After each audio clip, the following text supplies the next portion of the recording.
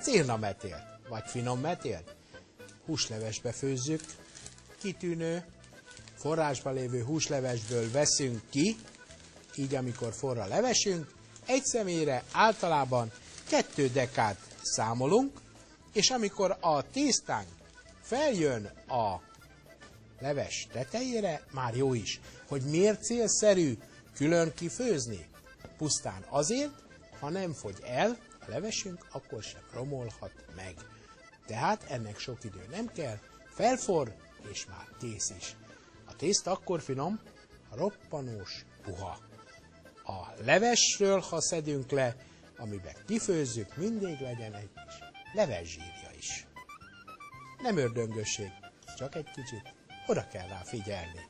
Még a legjobb minőségű tésztáknál is, mert a sós tészta a tészták királya, a királyok tésztája.